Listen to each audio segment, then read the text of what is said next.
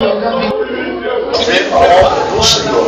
Hoje está sendo separada também para a missionária, a nossa irmã Priscila. Amém? Em nome do Senhor Jesus.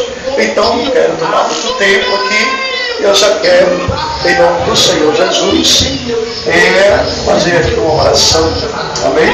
Eu peço a todos vocês, eu peço à igreja que fique de pé agora, em nome de Jesus. Amém? Eu sei que a hora está se passando, a realidade é essa.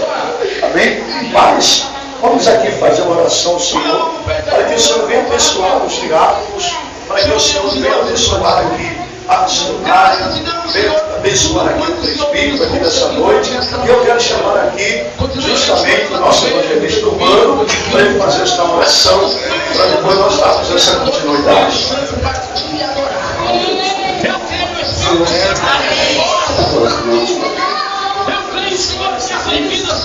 Só Jesus pode fazer isso.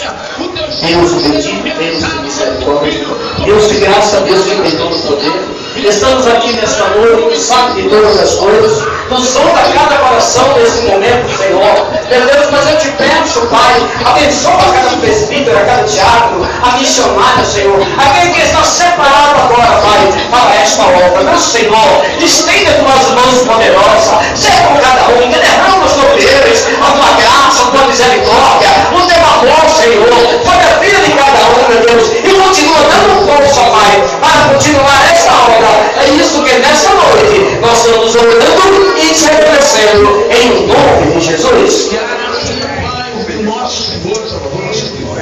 E que as nossas comunhões do Espírito Santo Pastor Tiago, vai ter que você agora, em nome do Senhor Jesus, depois dessa oração.